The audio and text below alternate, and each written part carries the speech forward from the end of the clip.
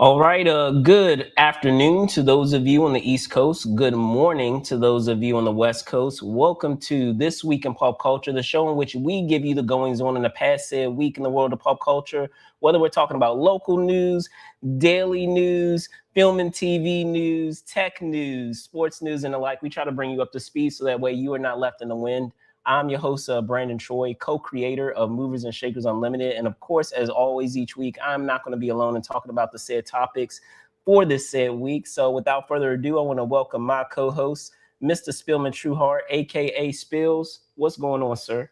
What's going on, ladies and gentlemen? How we doing today? We're in the playoffs for football, so it's a great time of You year. notice he ain't say nothing about basketball, right? My team is the number four team in the league. I thought I remembered. I don't remember your team being a number four team, but we can talk about it. We can talk about it. For sure, for sure. But with that, I also want to welcome another guest with us, joining us for this said week because we need to have him on hand to talk about the goings on of our main topic for this week. They share some of the same passions as I do, whether it means being a gamer, whether it means being an all around tech aficionado. You know him as the head of the Eyes of H Photography. It is my pleasure to welcome back to the show, Mr. Harry Croslin. Let me bring him on now. Harry, what's Hey going on? everyone, what's up? So, as you can see, I got on some glasses. I'm not Stevie Wonder. I'm not trying to look cool, but this is some cool tech that we're going to talk about. CES was really, really an eye opener, and one of the things I wanted to check out was some AR glasses. This is what I wound up with, and I mean, I'm actually viewing you guys through the glasses, so we're going to talk later about this and, all the goings on at CES, among other things. So, Brandon, I'm going to throw it back over to you, man. All right, appreciate you. So, as I said, a lot that went down this past week. Just as Harry just teased just now, the main thing that we're going to be talking about towards the tail end of our show as our main topic, if you will be a kind of a wrap up of CES. Of course, we have tons more that will be dropping in the near future of a lot of the stuff that did go down and conversations that were had with some of the vendors and those that were on hand to show off some of their products. So be on the lookout for that. But there was a lot more that went on this past week, Spills and Harry as well. So I wanted to be able to dive into that also because we had some, sports related stuff as well as a small, illness that seems to be making a surge as of late around wherever people may reside, which I wanted to be able to dive into as well. So, without further ado, shall we dive in, gentlemen? Let's get it. All right, excellent. So, as I said, we're going to dive first into our sports related news for our sports cooler talk. Let me bring that up now. As we did have some news in the way of a milestone for one player, as well as some news regarding some potential movement for another player. So let me bring that up. And we'll start first on Thursday night as the Minnesota Timberwolves franchise star, Anthony Edwards, a.k.a. Ant-Man, made history after swishing a 13-foot fadeaway jumper from the baseline midway through the fourth quarter against the Cleveland Cavaliers, becoming the third youngest player in NBA history to reach 10,000 points. To get into more specifics, at 24 years and 156 days old, Edwards was beaten to the mark only by LeBron James, who did so at 23 years, 59 days, and Kevin Durant at 24 years, 33 days. Edwards is one of 7 players who have hit 10,000 points before age 25, which includes a club of players such as Kobe Bryant, Luka Doncic, Tracy McGrady, and Carmelo Anthony also being in that said club.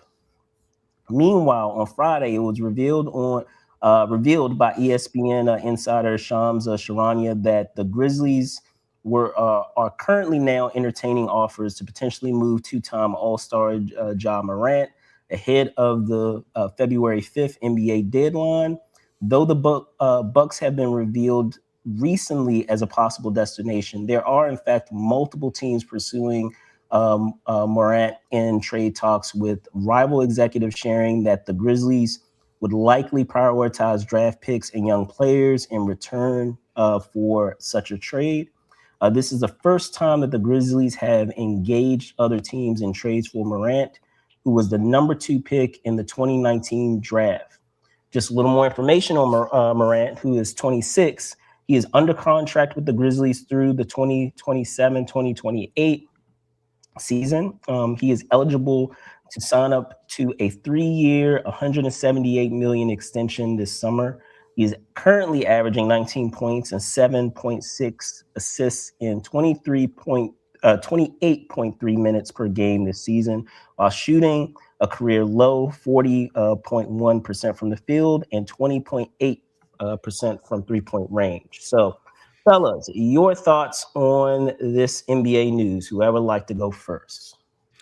I guess I'll jump in because honestly, I probably will have the least amount to say, as I don't really follow the NBA that much. Now, Ja Morant, I'm kind of surprised about, but not surprised about, and I'm sure you guys can probably fill in the blanks more than I can. Sure But thing. Yeah.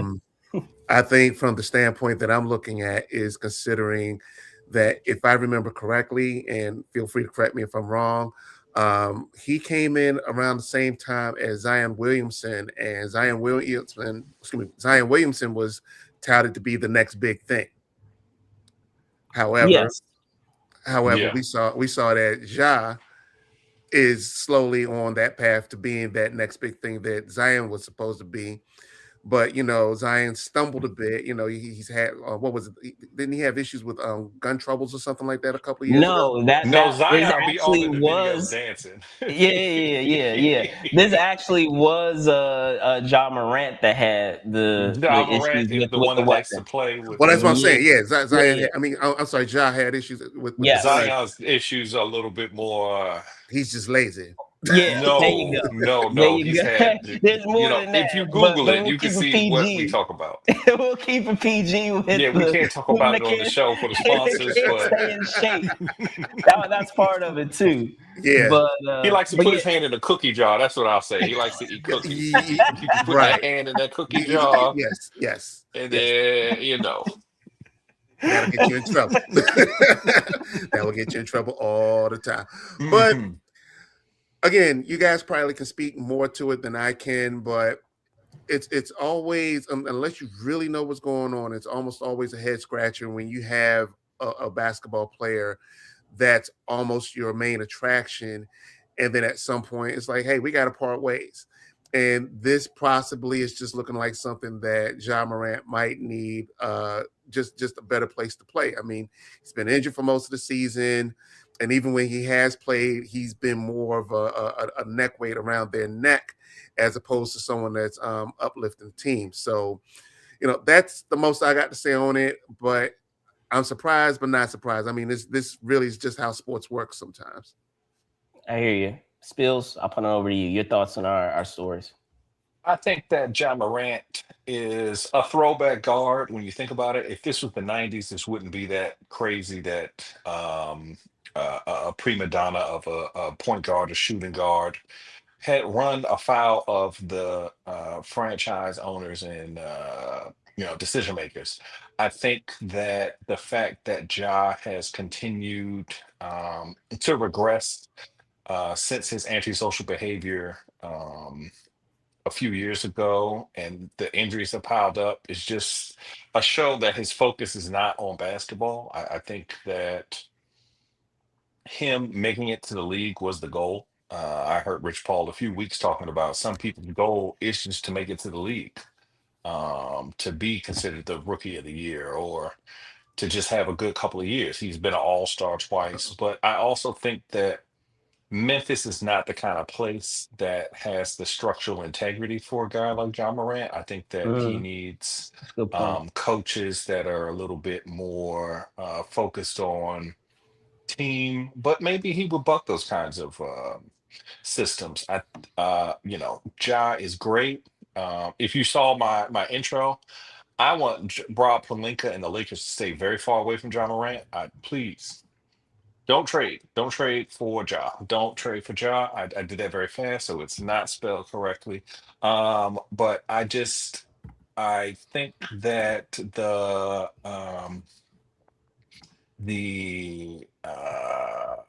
John Morant teams, I think he may go to somewhere like Orlando or maybe the Pacers could get him. But I think the Pacers, having had the history with like the Malice in the Palace, stay away from a guy that's toxic like him. Maybe he'd go to Utah. I think Utah might be a great place for him, where he can't seem to get in the Ooh, kind of that would trouble be a that he gets huge culture into. clash. The I culture would class, that would be sometimes you need that that. would be so fascinating to see him go to Yeah, the sometimes you Jazz. need to get out of where you're used to. You gotta, Yeah, yeah, change that's those true. horizons. If he can't go out every night, that might be good for him. He might need the time to really just sit out in that desert and think, you know, do I want to be in the NBA? Because that's a lot of it too, I think. But Trey Young recently got moved. I'm surprised we didn't talk about Trey. Yeah, he got moved to the Wizards. Yeah, Ice Trey got moved to the Wizards. That's amazing. He said he actually wanted to go to the Wizards. That's the first time I've ever heard that in my life. I don't think, fellas, I'm 40. I don't know how long you guys have been alive, but I ain't never heard nobody say, I want to play in Washington. People I get think there traded is a here. reason for that though. For sure. So For so sure. I'll start from how what you began with, and then I'll get to Trey Young. Is you were mentioning the fact of John Morant being kind of a throwback.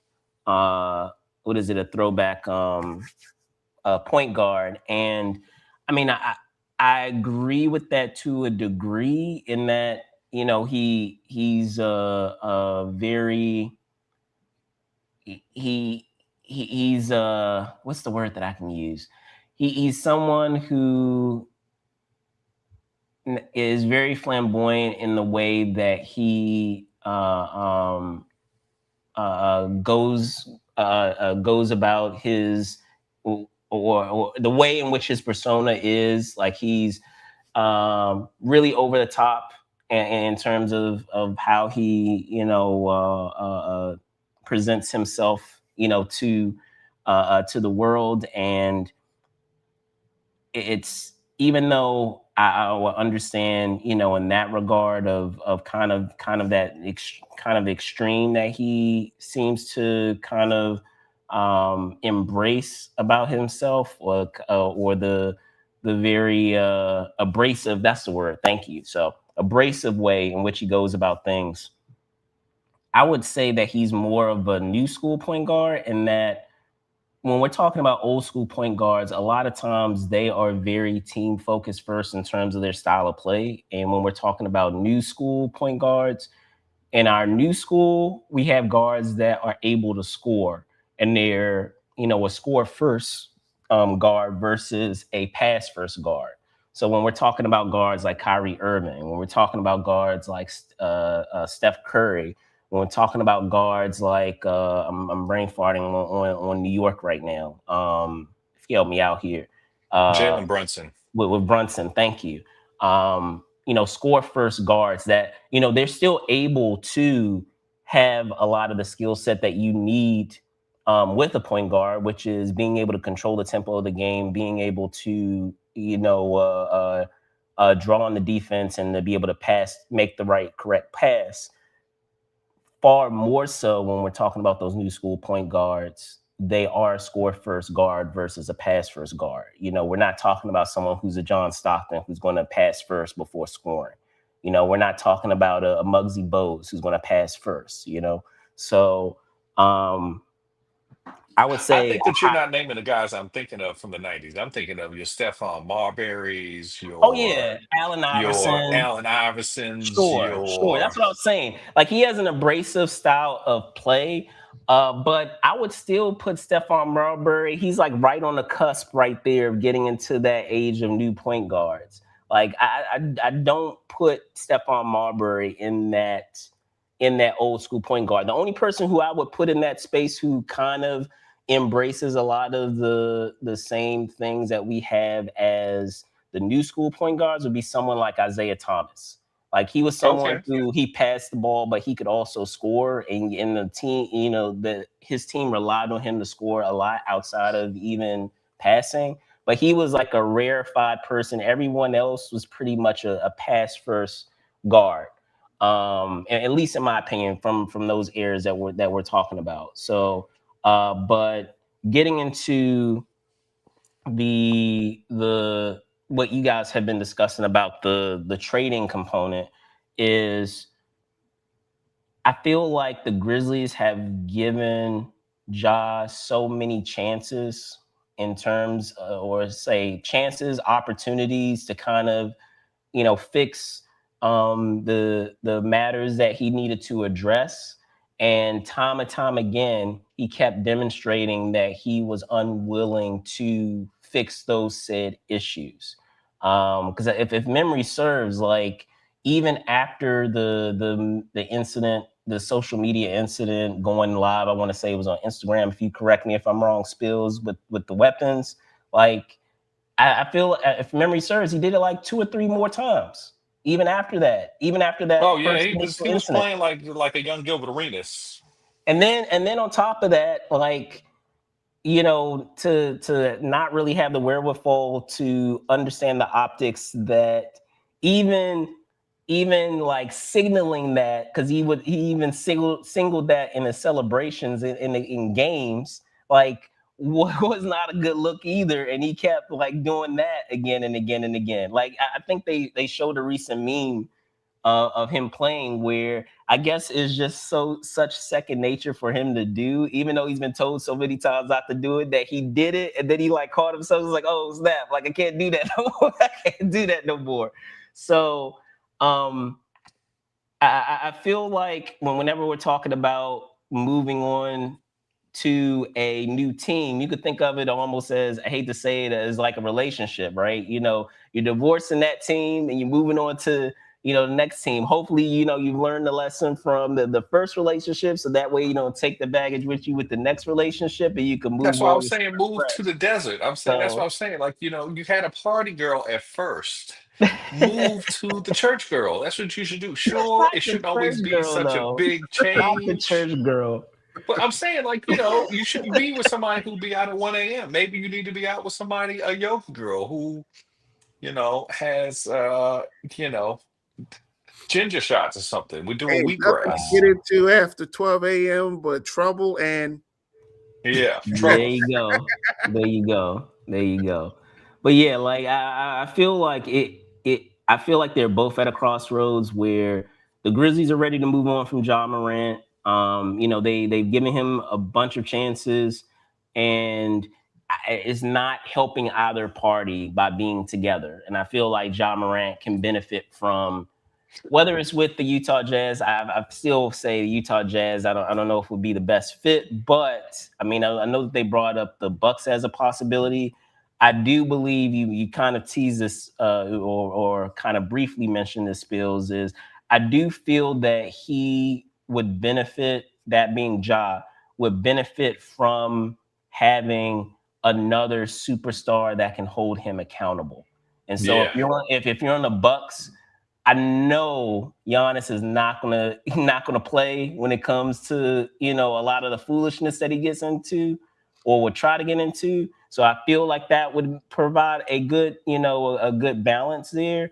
I think they tried it a lot of times actually when he was with Memphis, because if you remember back when he was playing before he retired, they tried to put Rose over there and Hmm. to kind of bring him in and to rein him in. And you know Rose was not the Rose that he was in the beginning of his career, so it's not really someone that Jock could really you know not to say that he didn't respect Derrick Rose. I still believe, he had reverence and respected Derrick Rose, but you need to have someone who is in their prime like he is and is Hmm. at the same level as he is, if not higher, to for him to respond to in that way in terms of how to conduct oneself as a franchise player. So I got a question then. I yeah. mean, considering like where we're going with this, it's weird how these things in sports still continue to crop up, and I think the question becomes,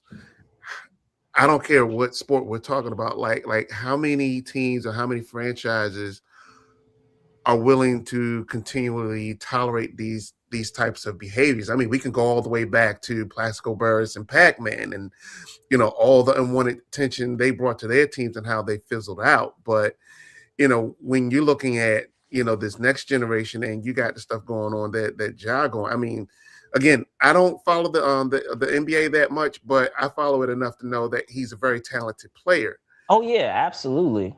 So it still comes back to the age old question of what team is really willing to take that chance, and then also kind of build in some safeguards like, hey, look, you're not going to be allowed to do the things you were doing in Memphis. You're here to play. And really hold his feet to the fire, because I mean, it's kind of sad that when you think about it, it's kind of like what you guys were saying. You got to bring in another player to kind of rein him in. But and me, I'm just a lay guy. He's a grown freaking person. He's a grown ass adult. Yeah, yeah. He's That's just it, though. Yeah, that's just it. I feel it's like like he's it's got that David weird Ruffin balance. disease, though. He's got the Uh, David Ruffin disease. He's saying nobody is coming to see you, Otis. He's got, all of the guys that are underneath him on the team are That's just all-stars, it. but When he was, yeah, when he was with the association Grizzlies, all-stars. when he was with the Grizzlies, he was the guy. Like they right. handed him Yeah, the keys to that hands team. So that's down. yeah. So that's what I'm saying. Like if that's why I feel like it's so imperative for him to be a part of a duo on another team, because I feel like when you are the guy, it's kind of similar to Luka Doncic and the Mavs. He didn't really feel a need to really buy into the idea of getting in shape because he was the guy. Like he didn't really, he had a bunch of yes people. He didn't really have anyone that he really needed to answer to or to be accountable to. And if you're on another team with someone as equally talented as you are, and you guys are need to work together in order to be successful as a team, it allows you to have an accountability partner, which I feel he needs and he's never had. If we really think about it, he's never really had uh, thus far in his career. He's been the guy. So, um, So it's just going to take a little bit of humbling. yeah, He's going to have to get knocked down a couple of pegs to like really understand. Hey, either you're going to be the star that you say you're going to be, or you're going to have to go find something else to do. yeah, yeah. But switching gears for a second, I know we didn't really get into Ant-Man here. Your thoughts on him reaching 10,000 points? Do we think that he is going to continue on this track that he's on and on this pace that he is? And will he eventually get to the point, Spills, of surpassing your guy? He won't. He's not the GOAT.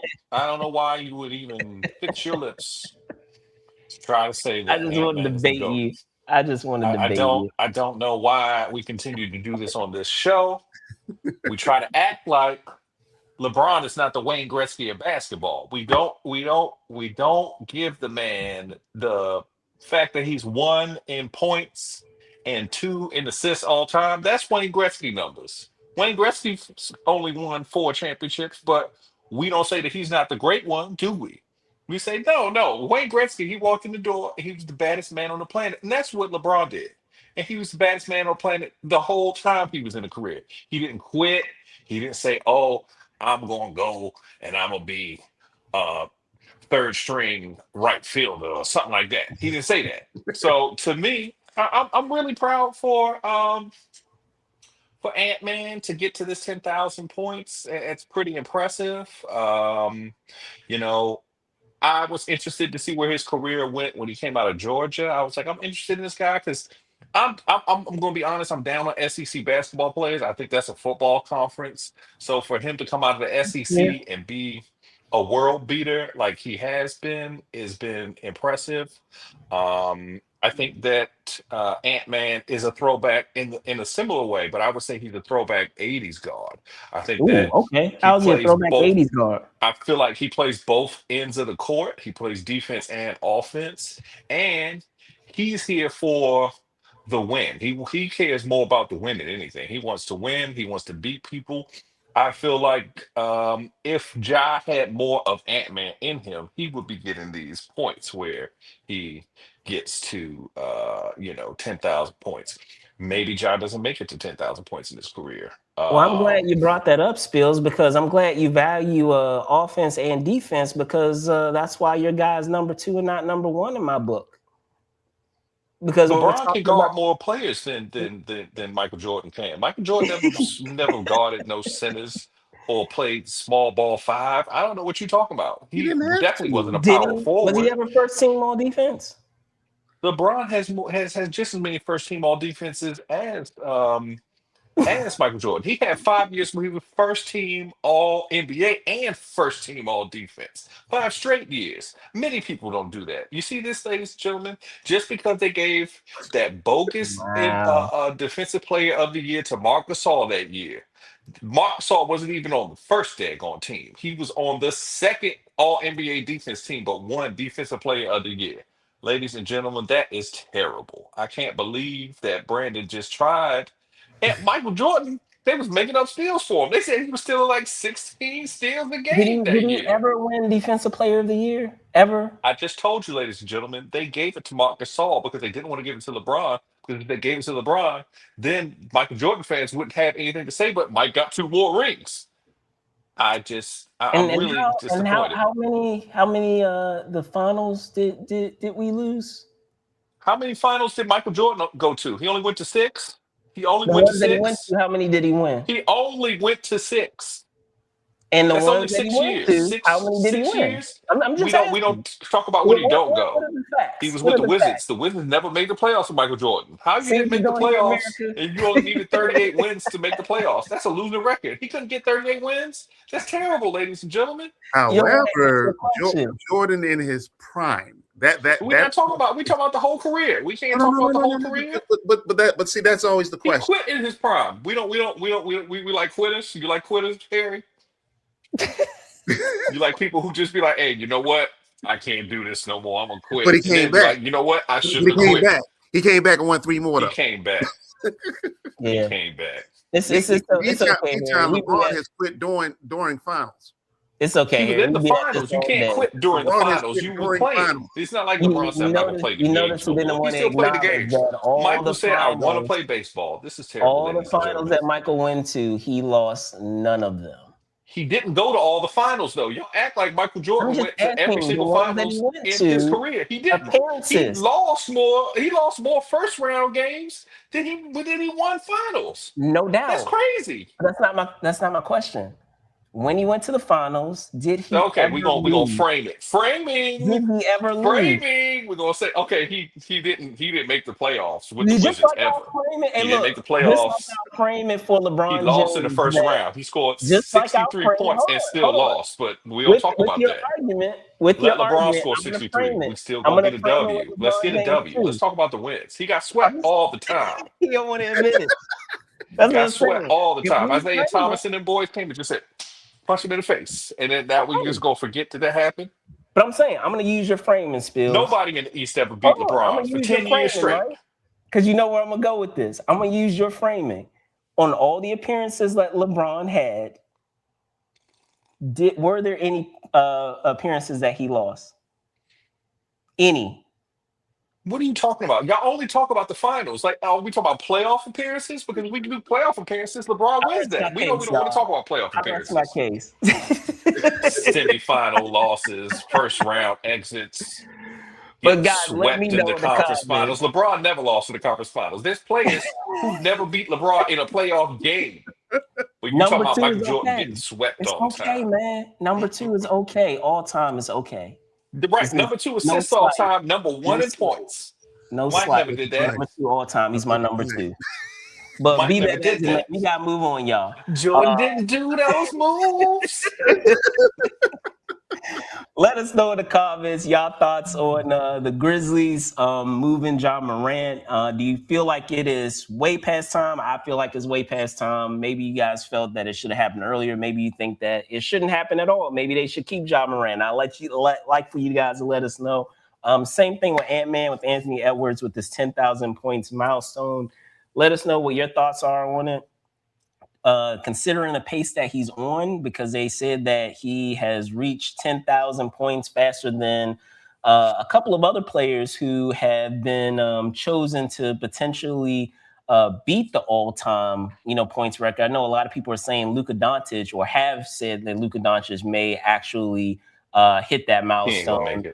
He been hurt too many times. Yeah, I agree with that. I will give you that. Yeah, nobody who gets I don't hurt is think going to anyone's going win to be it. that. I agree with that. And even with Anthony Edwards too, as aggressive as he plays, I don't even see him getting past Kevin Durant. And Kevin Durant just recently hit 7th all time, getting past Wilt Chamberlain, which is crazy to think. Crazy. 50 years, 60 years later, Wilt Chamberlain's still number 1. Right. But that is going to do it for our Harry got something. Really, yes, Harry, go ahead. Quick, before we move off of sports. Yes. Here's the thing we really should be talking about. Now, I will spend the briefest moment on it. Go ahead. This. All right. As a Ravens fan, dear Pittsburgh Steelers, terrible. Thank you. Dear Steelers, thank you. Now, a lot of people ask me, why are you saying thank you? Because I said for a while, this team does not belong in the playoffs. They don't. Reason being is, you want to see your team go to the playoffs, you want to see them do well, Okay, yeah, sure. But when your team goes to the playoffs, the expectation is to not only go to the Super Bowl, but to win. The Steelers' the Ravens' biggest chance was last year. We were one drop pass away from the Super Bowl. So were they going to do it again this year? That 1-5 start? Nah. I just kind of knew, it's like, okay, you just let this thing blow up, start over. But as we started coming down the stretch and it started getting close to the end of the season, well, they could do something.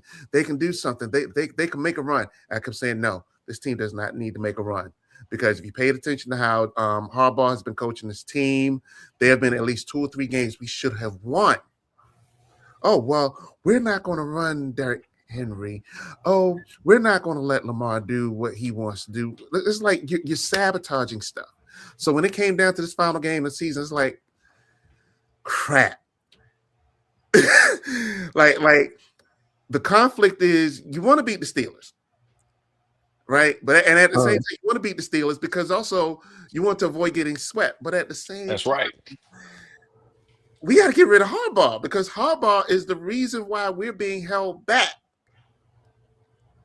So, it's okay, Harry. It's okay. Imagine my non-surprise Sunday, and people kept asking me, "Well, what's going to happen?" I said, "I hope we lose." I didn't want to lose like that, like a missed kick in the heartbreaking, yeah. But I wasn't surprised. I was not surprised. I said, because see, the thing of it is, I'm not even mad at the kicker. I'm not. He's a rookie. You're nervous. Those things can happen. But I kept saying, y'all did have a kicker, though. Y'all had a kicker. He got his hands in the cookie jar, too. He also had his hands, right. He also had his hands in the cookie jar. But I said to myself, after that loss, I said, if somehow the Ravens organization finds an excuse to keep Harbaugh, I'm going to just quit watching NFL because I've seen too many times like teams just made breathtakingly dumb mistakes and hold on to personnel just like, why? So imagine my elation on Tuesday. Harbaugh's gone. I think I was going to say, speaking to your point, one thing that I will say that is telling, about that decision to let go of the coach is a lot of times they'll use that when someone is really on the cusp, they'll use that those final interviews as a way to kind of really determine what if they're going to make the decision or not. Yeah.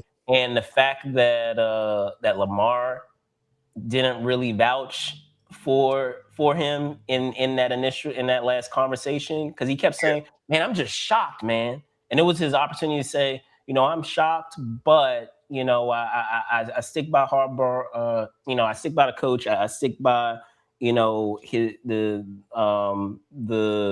strategies that he provides for us to be able to win this game, and we just didn't execute the way that we needed to." There was more, and they kept giving him opportunities, like the questions that he kept getting asked, like they were still kept providing him with opportunities to say something about his relationship with his coach, and he kept avoiding it. Yeah, and quiet as kept. A lot of Steelers fans want Tomlin gone too. So there's I that. wouldn't get rid of Tomlin. That man knows how to make the playoffs. Yeah, that part. But Well, the Commanders let go of both of their coordinators, so Hey, they should have let go of the coach. Just like the same things he talking about with Harbaugh, we feel it about this guy. Yeah, so it's kind of a damned if you don't situation, because the Steelers play Monday, right? And they're playing against Texas. I believe so. Yeah. Now, I'm not saying this because I hate the Steelers, but I would not be surprised if Texas wins, because Texas has been hungry for a minute. They're a little bit more banged up this year than they've been in past years, but they have been hungry. So I would not be surprised if the Texans win. And I'm saying that to say this is the same situation the Ravens could have been in. And mind you, the Ravens have had the Texans' numbers for years, especially since CJ Stroud got picked up. So to me, either team, especially if this had been the Ravens, this would be a more embarrassing loss. So that's why I'm saying avoid the loss. Go on and get Harbaugh, get a new coach. Just because it's like the team is there. They just need someone new that's got some new ideas, because I think what's happened, Harbaugh has taken the Ravens as far as they could go, and it's time.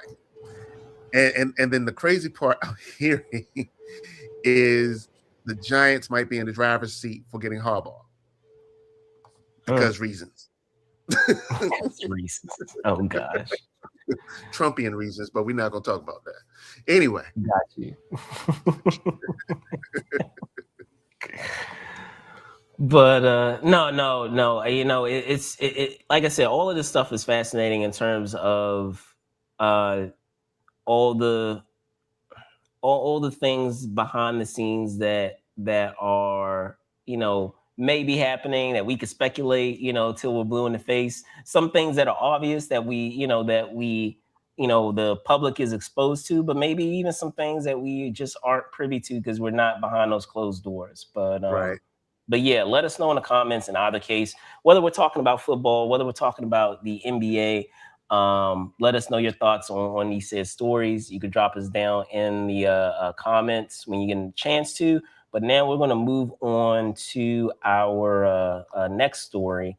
And this is regarding a illness which many of us have succumbed to and suffered from multiple times, perhaps in our lifetime. But the thing that's crazy is that we're actually seeing a crazy surge of it, and that is, of course, the flu.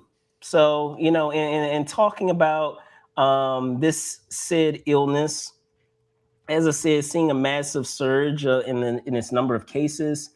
In an article released by CNN on Monday, the flu continues to bring misery across the U.S. thanks to a new strain arising called subclade K. According to data published Monday by the U.S. Centers for Disease Control and Prevention, the U.S. is at its highest level of respiratory illness since at least the 1997-1998 flu season. The CDC estimates that at least 11 million people have had the flu this season, 120,000 have been hospitalized with it, and 5,000 people have died. Gentlemen, your thoughts on this flu surge that has been happening? Ladies and gentlemen, I'm gonna blame one thing and one thing only: the return of the Uber pools after COVID.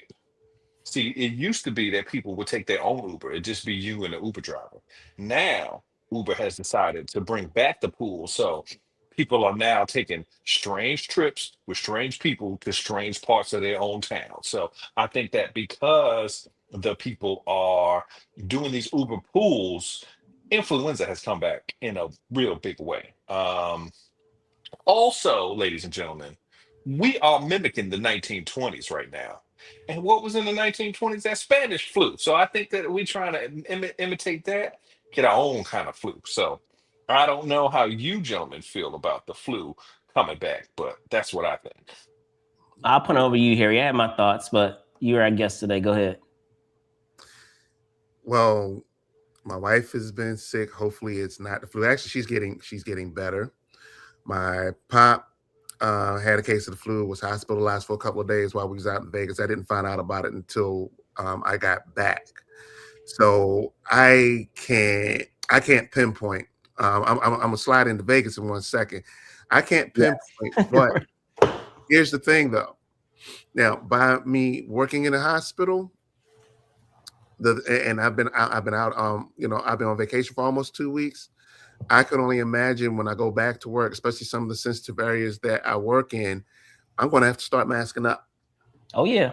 And I'm sure that they probably put their protocol in place. If you're working in sensitive areas where they're vulnerable patients, you need to do this, you need to do that. Wear a mask, hand sanitize, all that stuff, because this stuff is crazy. Now, what I also will blame it on, I'm sure there's probably a lot of people out there that did not get vaccinated. Yeah. Because Get your flu shot, anti-vaxxers. ladies and gentlemen. Yeah, please, I got mine, and luckily, knock on wood, so far this winter, and mind you, winter's only been in as a season for 3 weeks, and we're talking about these cases just lifting off like crazy. So yeah, I mean, do everything that you can, but see, not only that, other measures that people. Let me. Okay, I'm gonna do two things. Okay, first of all, kind of hitting on Spill's point. When we were in Vegas, because Brandon, you and I was talking about this, I can't tell you how many times, being in some of those large crowds, being on some of those shuttle buses. Yeah. Yeah. Oh yeah, gross. Not Yeah, covering see your what I'm mouth. doing. I'm not even We covering talked my mouth. about this. Yeah, not covering our mouths, And nothing. I'm just like looking at people like, for real? We're not. Yeah. Nope. Nope. And the whole time long, I just kept saying to myself, please don't let me come back sick. Please don't let me get Right. sick. Please don't let me get Right. sick. But it's that, but also other things too. Like there's cough medicine is flying off the shelves. So folks, even if you're not sick yet, it might be a good idea to go pick up cough medicine, cough drops, zinc drops, preventive stuff, orange juice. Yeah, for sure. Yeah. Because the thing of it is, what I've been doing, even though my wife's been sick, I've been, taking, some extra things so that way I don't get sick. Because this isn't anything to play around with. Now, I got sick last year, and what really kind of messed me up with last year, the cold that I caught, and I mean, it's the first time in years I caught a cold. The cold itself was gone in about a week and a half. But then I had a lingering cough that stuck around for about a month that I couldn't get rid of. It took to almost the end of March before I finally got rid of the cough. So it makes me even more nervous now with all these ailments and stuff out here. And of course, COVID is still a thing, everybody. It's still a thing, ladies and gentlemen. Right. So get your flu shot, get your COVID shot, get some Lysol, hand wipes, all that stuff. Hand sanitizer, don't wait until all of it. Right. The Don't whole wait nine. until try to deal with it on the fly when you're exposed to people. Yes. Yeah. I mean, there are a lot of things. I mean, I'll probably be remixing a couple of things that you guys are talking about, but I'll bring up some additional things too. In that, I've had people around me that have, relatives who, that's taken them out for like a week and a half at a time. Yep. I've had, coworkers where it's taking them out, a week and a half at a time. And, to your point, Harry, making sure that you're just being preventative in your own way to, assure that, it's not, spreading around elsewhere. When I'm at work, wiping down my cleaning area, because I know it's not, an area that's specifically for me. It gets, it's an area that's used by other coworkers as well. So I try to, I try to use my wipes and wipe it down. People think I'm extreme, but I'm like, no, like No. I mean, Somebody got to do it, trying to be y'all. beneficial and Yeah. helpful to y'all too. It's not just for me; it's for y'all too that I'm wiping down this area. So, you have manners like that. Yes. Good morning, Michael. How you doing? Good to have you here. Yes. Remember to wash your hands. I mean, that's a basic thing. But I'm just saying other preventative things. I wipe down my cleaning space. If I'm in close proximity at a public event like CES, I'll wear a mask in those cases where I may have to travel on the shuttle, or if I'm walking shoulder to shoulder with tons and tons of attendees getting to point A to point B. Of course, once I do the interviews, since I covered the show as media, once I do that, of course, I'll take my mask off. But, if it's something where, as you said, where it's just, I have no control over the amount of people that are in a contained space like that are shoulder to shoulder and that close of a proximity, then yeah, I wore a mask. Because as you said, there were some instances where, just like you, I was like, come on, bro, really? Like where people were like hacking the lung, man, Yeah. the lung. And I mean, I hope you guys, whoever those folks were, I hope that they were able to get what they needed in order to get better, drinking plenty of fluids, all of that stuff. But just do the courtesy, man, of like covering your mouth, of Basics. like not coughing into just coughing into the space in front of you, like just common courtesies things. Yeah, and if So I may interject as well, I just realized you know what also is going on this weekend that's a good germ spreader in this area? MagFest. Oh yeah. yes, it is. The first big con of the year in this region. They were sold out. One of my friends went by there Friday and called me up and said that they were packed. And I was like, what do you mean packed? Because I could go on this whole thing about the crowd at MagFest versus the size of the crowd at KatsuCon. He said the crowd that he saw at MagFest was about the size of the crowd at KatsuCon. So, you want to talk about a germ factory, that worries me too. For sure. For sure. But yeah, any given, like I said, any given trade show. And then add to that, I mean, I even, made sure that I had hand sanitizer, even with the vehicles that I had, because for those of you that are not aware, there is a new transportation system that I had a chance to try while I was at CES, Yeah, called Zooks, which is basically like a robot taxi, I basically. saw And those. so, like, they have it kind of in the beta stage now, where, don't get me wrong, like the wait time is insane on it, but once you're able to get on it, it's pretty cool to be able to use. And a lot of it is touchscreen of how you're able to interact with that vehicle. So same thing there, Hey now, a lot of people, trust me, because it holds 4 people at a time. And so a lot of times when people are, obviously coming to that show as a group, a lot of them will share a Zooks vehicle together. So, yeah. I'm sure You that see that that, was ladies and gentlemen, that Uber pool, I told you, it's a Mhm. conspiracy. It's And a see, conspiracy. and not only that, what a lot of people fail to realize too is when you're going through different weather extremes, that's something that could really mess you up as well. Because when we left last week, the weather was cold, getting colder. You go out to Vegas, and a lot of people think, "Oh, well, I'm going out to Vegas. It's in the desert." Vegas wasn't really that warm. He yeah, Like, said it was 60 having degrees, a ladies and record, gentlemen. It was yeah, they were 10 having a record degrees cold year. colder here. yeah, there's Well, I'm like saying they were having a record cold season there, right, in and Vegas. then even for New Year's it rained because the thing was, I was excited to actually go out on the strip and watch the fireworks. It started raining.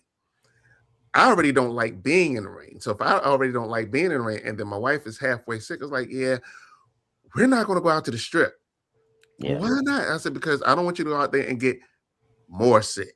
Yeah, that Yeah. turned it into the good old P pneumonia.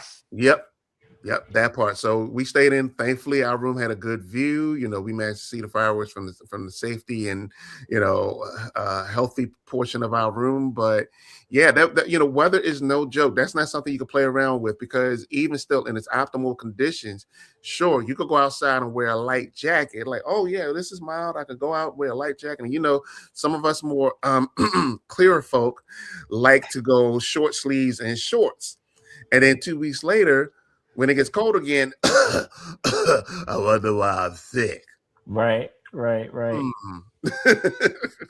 Preventative, as you said, preventative measures. So, but let us know out there. I'm assuming you guys, those of you out there, are in a similar boat when it comes to the flu, where hopefully you weren't one of the said folks, a part of the statistics that have suffered, from this illness. Knock on wood. Last year was miserable because it always happens like during Christmas time for me. The last couple of times that it's happened. So they've always been like miserable holidays. But knock on wood, this year been okay. But I think it's also of the fact of doing the due diligence and trying to be as preventative as possible. So. Right. But with that, we are going to move on to our main topic. We just teased it just now in talking about CES. So we're going to dive into that now. As I said, small little tech show. Of course, I joke. Of course, a small little tech show that took place in Sin City, otherwise known as the Consumer Electronics Show, owned and produced by the Consumer Technology Association, otherwise known as CTA. CES, for those who are not aware, is the only trade show that showcases the entire tech landscape at one event. Showcases companies including manufacturers, developers, and suppliers of consumer technology hardware, content, technology delivery systems, and more. It also includes a conference program where the world's business leaders and pioneering thinkers address the industry's most relevant issues. The show kicked off officially this past Tuesday and wrapped up on Friday. However, for media folks like myself and Harry and a few others who helped to provide coverage this said week, it started for us on Sunday, but there were venues across the strip as well as the convention center that had things to see and check out. Considering how vast the show is, as I said, had a whole army, that were there at the show with me. So I'll give a shout out to those who are not with us currently on the show. I'll give a shout out to Tomas and Dara. Of course, I'll give a shout out to Gina, Harry, and since you're here, Harry, give a shout out to you as well for helping to provide that said coverage. But I will punt it over to you. Can you share how the week went? Okay, my first time going. I'm going to start off by saying, wow, you will never see it all. Period. But with that being said, first off, I'm already going to plant my flag and say I definitely would love the opportunity to go back again, because now that I have an idea of at least the tip of the iceberg of how it works, I definitely can plan better. Because we're talking about a trade show that is spread across at least 4 to 5 different hotels, the convention center, and other different venues around Vegas. And being that it's been around for almost 60 years, had it started in New York, I could see why it's held in Vegas. It's not too many other places that could do this event the way that Vegas does it, in the proximity that they do it in. And I'm sorry, I didn't get the name. CS is so huge. How can you cover it? Prayer. That's Michael, how you cover it. Michael, covered it in the blood, ladies and gentlemen. Covered in the blood. It was one of those things. Now, what I was happy about was you know, we had a couple of places that we had scheduled ahead of time where, you know we were going to go interview. And I took the time out before the trade floor opened to get a sense of, okay, well, where's this booth at? What's the location? You know, they do have a handy dandy map, but me personally, I'm like a eyes on person. Sometimes if I can, I like to at least try to get to where things are so that way I know where I'm going. And that was very helpful. But coming back to last Sunday, one of the things I really enjoyed was the Showstoppers event that was held Sunday afternoon. And the Showstoppers event was sort of like Shark Tank, where they had 10 manufacturers and creators. They came up, they gave a pitch for whatever it was that they were trying to put out there. Some of the ideas were still concepts. Some of those had already come to market in other countries. And everybody got to ask questions, even the judges. They had 3 judges there that was going to determine who won that particular event. So everybody got a chance to ask some questions. I saw some innovative stuff. One of the things that I thought is a really good idea if the creator can really work some of the kinks out. A company called Clay, spelled Qlay. They have an AI proctor, so it's AI for the AI. Okay. So the premise is they're finding that a lot of people who are applying for jobs and coming on interviews are using a lot of AI devices to cheat. Mm-hmm. I was like, really? This is what we're doing. We actually have people that are cheating in interviews. So what this proctor is supposed to do is it's supposed to be able to check eye movement, voice detection, and a couple of other things to determine whether or not that person may be cheating during the interview. Now, everything was going well. The guy was really, really organized in discussing what the tool can do. And the reason why he thought of it was because he also was an HR recruiter. So this was something that they needed. The only hiccup he had was when someone asked a question about false positives. Suppose you have someone that's on the interview, they're doing everything right, they're not using AI, they're very sincere. However, your device flags them for cheating. Then what do you do? And he's like, well, I guess we have to let the actual human interviewer make that determination. You just kind of killed the point of your software. But I think, honestly, that was mostly the theme for a lot of things that we saw this year. Like maybe 5 or 6 years ago, AI was really just starting to kick in. And everybody, well, what's AI? What is it? What is it supposed to do? Et cetera, and so forth. Now we're at a point where AI is almost baked into everything, but we're seeing like a lot of hardware, we're seeing like a lot of software, but we're not seeing like end result. We're still waiting for a lot of people to program quote unquote perfect, if you want to call it that, perfect um, software, so that way those things run properly. That's what we're seeing a lot of, and a lot of innovations in home tech, health, and sciences. Like a lot of the things that I was really awed in seeing was some of the exo braces and exoskeletons that are being put to good use, where you could put on a brace and walk around, and it will help you just for mobility, and not necessarily because you're disabled. But so many more things. I'm gonna stop and let you jump in, Brandon, because if I keep going, I'm going to be rambling for like the next half hour or so, and I definitely want to come back and talk about the arcade stuff. But jump in, Brandon. What else? What else did you see?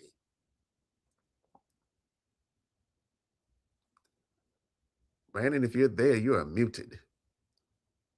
Oh no, I'm still here. Sorry, I muted myself, but getting into some of the things that I had an opportunity to do. There were some things that I didn't have an opportunity to do that I've had an opportunity to do in past years, and there are things that I got to do this year that I didn't get to do last year. So that was an interesting change of pace, because normally I come in on Sunday. As I said, the show officially opens on Tuesday. They open the floor and everything, but for media folks, they give you 2 bonus days to do a couple of things and attend a couple of events. And so I normally come in on Sunday, and I normally start my show, so to speak, on Monday, and I try to use Sunday to get settled in. I didn't do that this time.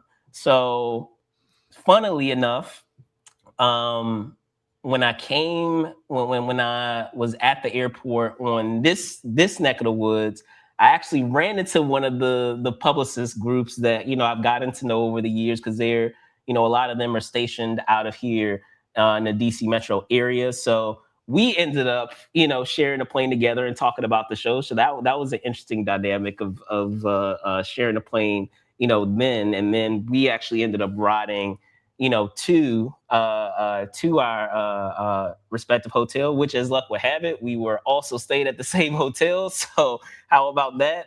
But I did have a chance to go to Unveiled, which I typically don't have an opportunity to go to. And it's not that I don't have an opportunity, it's just that, as I said, I normally use Sunday to get settled in. And for those who are not aware, yeah. Like I said, I don't normally use that day to kind of get settled in, but I told myself, hey, I'm going to do something different this go around and try to make that show. And I'm glad that I did. It provides you another glimpse at a lot of the folks who are on hand at the show, because, as you just said, the show is really massive. So a lot of times you may not have an opportunity to see a lot of these people for the rest of the week. So why not, kind of get a head start on some of the people that are going to be there by having this bonus day to do so. So, I was able to use that day at Unveiled to, check out a couple of, as you said, you mentioned, some of the companies that had the exoskeletons that, help with, mobility. They had some smart clippers that were really interesting. I don't know if you had a chance to see those. I saw those. And then they also had shout out to SkyTed. We've had them on the show a couple of times, and if you take a look at our CES playlist, that has a rundown of everything that we've done from CES from year to year to year, they've really evolved in terms of what they do.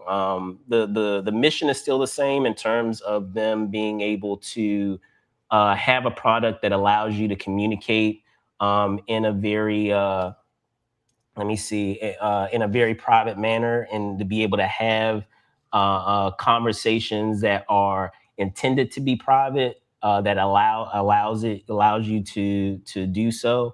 When they first came out with some of the products, the initial product that we had on the show that they did, it was basically a smart mask where it's basically placed over the mouth, but it functions almost like a Bluetooth, a Bluetooth communicator, where you're able to make a phone call, chat with whoever you need to chat with, but you can't make out what that person is saying because I saw that mask. I saw when the gentleman introduced that over at Showstoppers. I thought it was a really good idea, because practical uses, the office that I work in, a lot of the nurses that I work in, even though they have their own offices and even though their offices are closed off, a lot of their meetings are still loud. Yes. Because everything's unfiltered. Yeah. So something like that, you could kind of, cut down on some of the noise pollution and things of that sort, because thankfully, like the section of the office I'm in, I can close my door. But the problem is, because there's a throughway, it forces people to have to use another way to get to the other section of our office. So something like that would be beneficial to me as well as everyone else. Another good situation I could see something like that being used for is like a lot of call centers, because for anyone that's ever worked in or been to a call center, you just got to think of a room where there are dozens, if not hundreds of people all on the phone. Yes. And same thing, noise pollution and something like that will cut that down. And then the thing is like, you don't have to talk loud. You could just talk at your normal level and the mask picks it up. Yeah, for sure. So, I mean, all of those things were really cool. Going down the list of all the things that I can try to remember that happened over the week. Monday, which was very, I look back on it and it was very unintentional, but it ended up being that way. I came across a lot of smart. I think, and this was a trend that I've noticed this year was pretty substantial versus prior years that I've gone. It had been smart sunglasses. So like just smart glasses of any type. I did a lot of them on one day. I'll give a shout out to Latitude. I'll give a shout out to Shamello. They had a Knicks watch party with. Speaking of basketball, they had a Knicks watch party with Stephon Marbury. So shout out to Starbury. So that was cool to check out. Some of these different brands of smart glasses and some of the features that they had in terms of being able to do 1080p video and pictures from your glasses, and being able to see the quality of pictures and the quality of video that they could do, and being able to also do music and phone calls and all that stuff, and how clear and crisp a lot of the those features were, because a lot of times, let's be honest, when we're talking about Bluetooth, you can't have that issue on occasion where it still sounds like someone is far away, or it sounds like there's an echo there.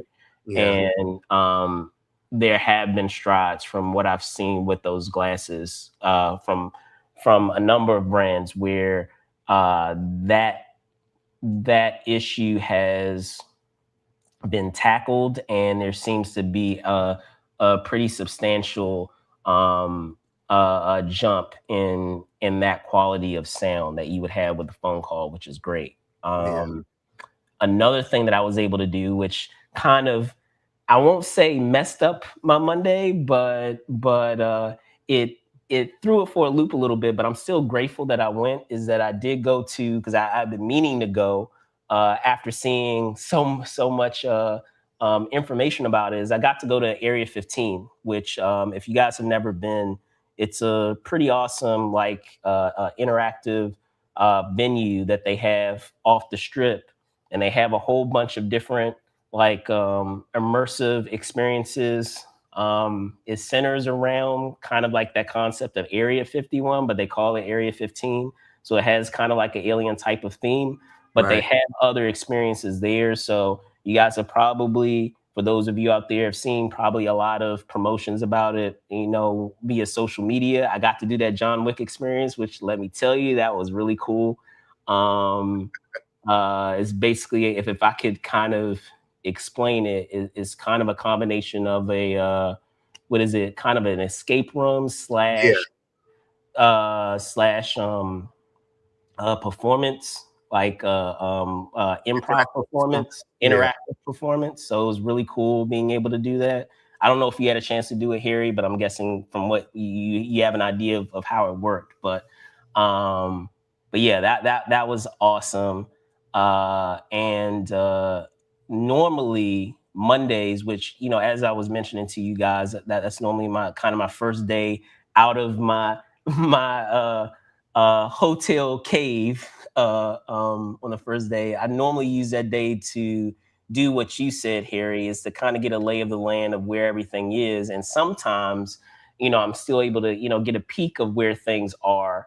But I didn't get a chance to do that. So I honestly had to spend, when I wasn't doing interviews, I had to spend pretty much every minute, every hour of each day between Tuesday and Friday to do the thing that I normally would do on Monday, which is checking out some of the exhibit hall room floor. Because sometimes they do, for some parts of it, they do have it open, because some of those vendors, some of those major vendors, especially on the automotive side and on the smart home side, when we're talking about televisions and some of the home appliances, while some people vendors are still setting up, even on Monday, they are actually already ready to go.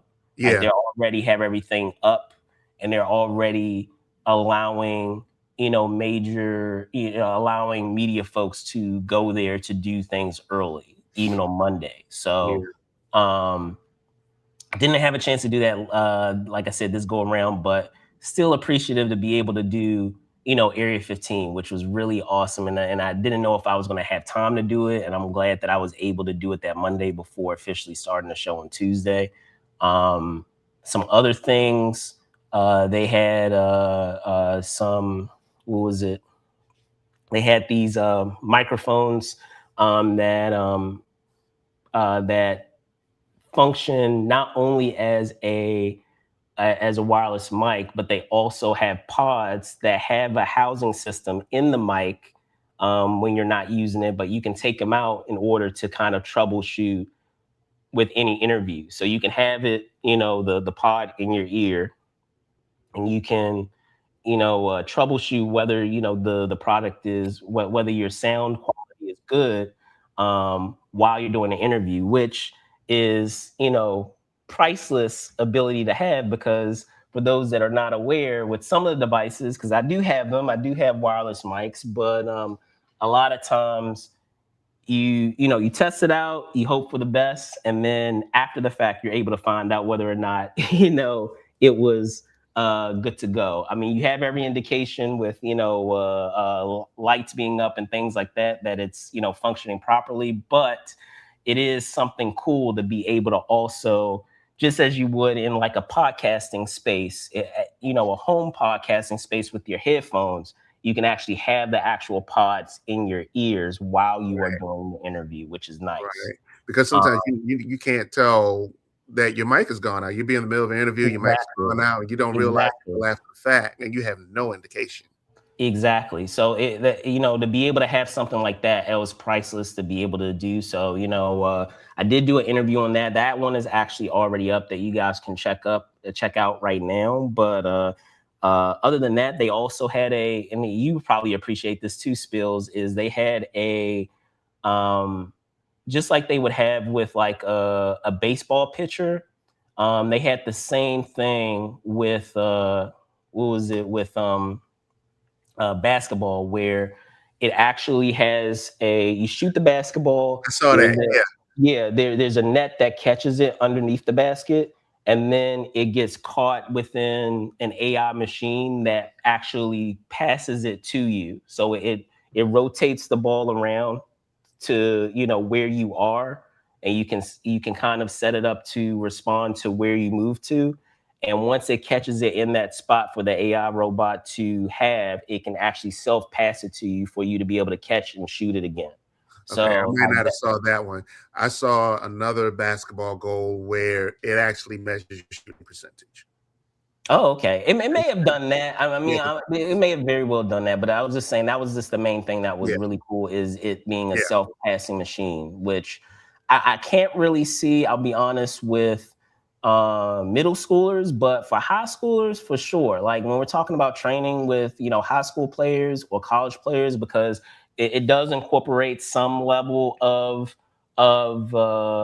tech know-how, where you're going to have to set up or have it memorize certain hand gestures for it to be able to be notified when it's supposed to pass it to you. And I feel like that can get kind of troublesome if we're talking about middle schoolers, like, 11, 12-year-olds. But if we're talking about someone, 14 and up, I feel like, they would be able to kind of rock with that and be able to keep up with that. So, that was really cool. I know that you were talking about the gaming stuff. They did have a gaming controller. This is shout out to when I went to a party for Hyperkin, where they had those handhelds that you can utilize with phones, with tablets, pretty much with any device, because it actually can expand out far enough to fit any of those devices between each side of the controller. And then you actually can they actually have magnetized modules that are configured to whatever type of controller type that you're used to, whether it is a joystick type of module, whether it's a Nintendo type of module, whether it's like a Sega type of module, you're able to, interchange those particular modules on the controller, which was also awesome. I was trying to think one other thing, which I will post, by the way, which was kind of cool. They did have a tournament for about to say Star Trek, but Street Fighter 6, where they had one of the gaming game controller vendors they were trying to implement the use of their controllers into the Street Fighter 6 game. Right? Yeah. You said 8-bit dough. They had their their developer play all the attendees in a special tournament, and if you won, you were able to get an 8-bit dough controller. So I was able to get an 8-bit dough controller. I'll be able to post a picture of that. Was able to beat him. I didn't know if I would be able to win because it's been a minute since I've done any Street Fighter stuff. I'm gonna age myself and say the last Street Fighter related game was probably Marvel versus Capcom 3. So like it's been a minute. Wow. It's been a minute. But that muscle memory didn't forget. But yeah, all of that stuff was cool. And then to cap it all off, on the last day, I was able, and mind you, like I said, there was way more than this, but this is just the stuff that I can remember right now. Is they had the Smart Play Legos that allow you to. It basically, you have 3 different components on it, where you have the physical Lego. Then you have, I want to say, the chip that determines what the sound action would be. Right. And then it has like another configuring piece that allows you to put that chip to action. And so like you can have, they were showing like different toys, like we saw the demo for Star Wars. So yeah, you can make the lightsaber sounds. You could do the TIE Fighter and X-Wing. And the thing is, you can have them shooting at each other. And apparently, if you set it up right, you can keep score, like which one actually hit the other. So there's so many different little innovations you can do with those smart bricks, and it makes a different sound based on how what the difference is between those vehicles. So like when it's like really close, it'll do. Or if it's like going down and about to crash, it'll actually make a crashing sound too. Yeah. I got 2 friends of mine that are deep in the Legos. When they saw that, they literally, Harry, just show me. Like more money for you to spend. Right, exactly. So yeah, like I said, and as I could be here till I'm blue in the face about all the crazy amount of stuff that was on tap there at the show. So we ain't gonna talk about the handy. Oh man, yeah. I'm get out the cookie jar, y'all. Get out the cookie jar. I'm gonna have to put in the viewer discretion is advised on that one. I don't think I've ever had to do that with movers and shakers, but man, it's exactly what you think it is. That may have to be age restricted, y'all. Yeah, there's a door at CES with all beads, and you gotta show your ID and then walk through the beads. The crazy part is that it wasn't. That's what makes it crazier, is that it wasn't. The thing was, I happened to see it on CES. Somebody was talking about the handy on CES. I said, "Oh, that's funny." And then Tuesday evening, as I was going back through the Venetian, I was just wandering through, and I saw this place. Oh, that's interesting. That's interesting. Wait. This is the handy. I said, nah, bro. It's literally just right here in the middle of the floor. And I went over, had a nice little chat, did an impromptu interview. I was like, you had a nice little what? Chat. No demonstration, just say, let me get a demo real quick. Yeah, I got a booth back there. Let's see. But there was a guy. There was a guy that stopped at the same time. He was very enthusiastic about. I saw a bit of piece. I saw a small snippet of it. Yeah, he was very enthusiastic. I was like, oh, okay. I'm like, I'm not that pressed, but dude, have at it. So yeah, a lot of stuff still to show y'all. So as I said, be on the lookout.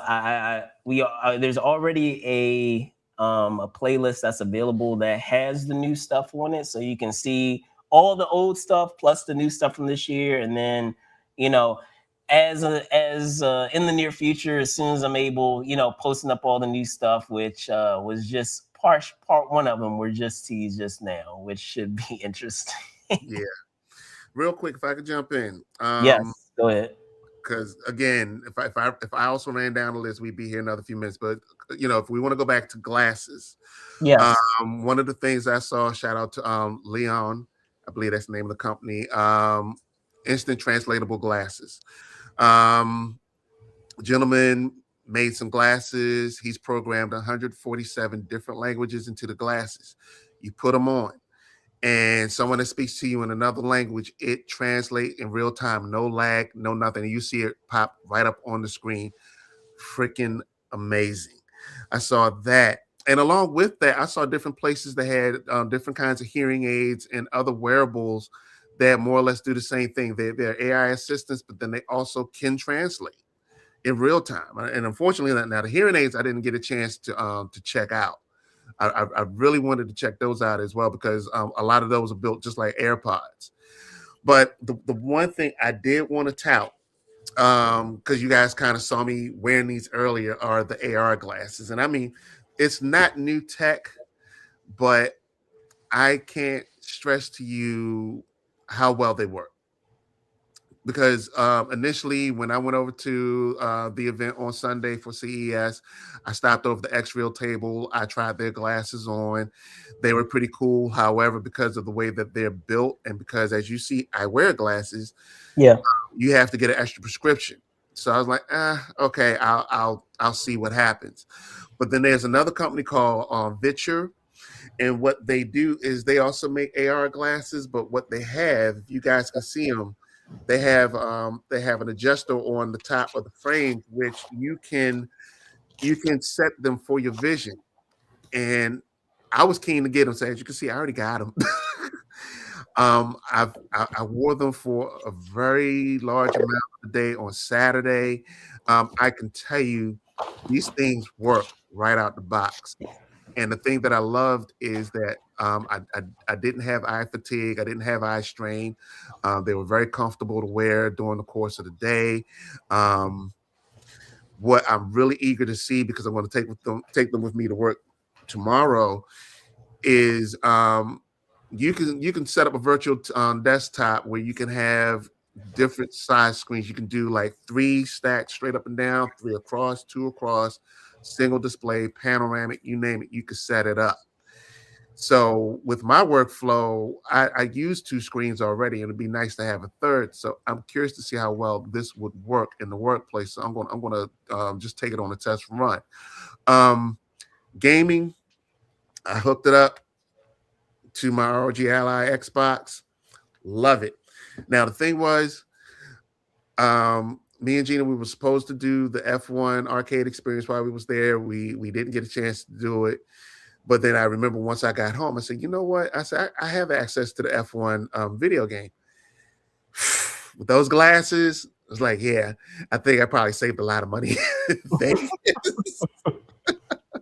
Because it's nothing like wearing AR glasses, playing a driver game in first person point of view behind the wheel. Incredible. In freaking incredible. I really enjoyed it. So the only minus I've run across so far with the glasses is that they also supposed to do 3D. The 3D doesn't exactly work as advertised. You really got to fight to get it to work. But when it does work, and I want to say I think it's something that they're probably still cooking. Because like they had a couple of demo videos to show you what it's supposed to look like when it works, and it works just like you've seen 3D glasses at the movies. However, with any other content that you're streaming or looking at, you do kind of have like just baked in like a faux 3D effect. Like you can watch something and you'll have like a depth of field point of view where you do see some separation. So it's kind of 3D, kind of not. Like for instance, I watched Superman, the new one that came out. In a couple instances, I could kind of see some of that separation, but I was like, well, yeah, if this was full blown 3D, great. I could see how well it will work. But trust you me, for anybody that's considering any AR glasses, whether it be the X-Reals, the Virtuors, the Row Kids, or whatever, I would definitely say if you can try them out and get an idea what they can do, I endorse them. I wholeheartedly endorse them. And yeah, there are a couple other things that hopefully, will get posted that you all can check out. I got a chance to check out the My Arcade booth. So retro gamers, you're in for a treat because they got a lot of good stuff that's coming out this year that's in handheld fashion. And one of the devices that they're supposed to be putting out, it's about the size of a Nintendo Switch and it functions just the same. So if you want to get your Street Fighter on, Brandon, you can take this device, play it in handheld mode, and if somebody comes over and wants the challenge, hook it up to your television, get your Street Fighter on. No, man. I hear you. Like I said, once it was all said and done, between like all the events and because they had a couple of like what is it? I didn't even get into like some of the happy hours, some of the happy hour events, some of the breakfasts that some of the events threw on. I walked away probably with a couple, almost a G worth of stuff. I mean, I can go through the controllers, I can go through the, that all of that was just from one event. But this was the 8-bit dough that I had. Let me see if I can bring this up. Raise it up a little bit. Raise that up a little bit. I'm gonna raise it up a little bit more, but here you go. But yeah, if I could show you, the 8-bit dough, Bluetooth game. This was the one that was beating the developer at Street Fighter. And then they had a MyQ event as well with brain farting gentleman's name from the house development show, the twins, Jonathan, brain farting his name right now. The something brothers. Yes, yeah, I'm brain farting his name. Property Brothers. Yes. Property Brothers, right? Yeah. But yeah, they threw an event for the smart locks. So in talking about that, they just for going to that event, they actually had Jonathan Scott. Jonathan Scott, They had the the MyQ that they gave out to everybody. So so you have, like I said, just an embarrassment of stuff. They even with with doing some of the products that I plan on doing reviews on, we have an intelligent, so a smart patella strap. So for your knees, this might be up your alley. Oh yeah, we need that. Me, I'm volunteering. So like I said, an embarrassment of stuff. I actually, I know we were joking about it, Harry. I probably overpacked, and I should know better, but I did. I feel like I overpacked, for the week because I almost had to check a whole other bag of all this other stuff. Yeah, that I took home. Doubt it. I don't doubt it. So, but yeah, as I mentioned, till I'm blue in the face. A lot of phones had a lot of stuff to be done still. But so that's gonna do it, at least with our wrap up of CES. As I said, we will still have more in the way that we will release over on the website. But before we go, thank you guys so much for watching this edition of This Week in Review. I will punt it over to you first, Harry, since you are our guest today. What's going on? Tell folks where they can find you. You can find me at Eyes of H Photography on Instagram and Facebook. For the cosplayers out there, you can always find me under Bishop Cosplay. So that's it for me. Cool. Spills. Ladies and gentlemen, as we enter this NFL playoff season, don't be gambling too much. I know that it's right there on your phone. You can just go on your phone and you can bet what you're supposed to be paying for your rent on this gambling. Don't do that. You'll be homeless. Remember that. Don't bet on people that you don't have control over. Unhoused. Well, I'm sorry. You're right. You'll be unhoused. Living on the streets. That's what we'll say. You'll be living on the streets, ladies and gentlemen. So don't do that. And you can look me up on Truly Spill on Instagram. We always have fun there. Don't gamble too much, ladies and gentlemen. So let me start this by saying Movers and Shakers Unlimited does not support gambling in any shape or form. Y'all grown folks do what you want to do, but we don't endorse it. We do not endorse gambling of any shape or form or any of the kind, but I'm your host, Brandon Choi, host and co-creator of Movers and Shakers Unlimited. You can find me at Brandon Choi ENT on X, and then Brandon Choi _ENT on Instagram. With that, thank you guys so much for watching. Be safe out there, and see y'all soon. Peace.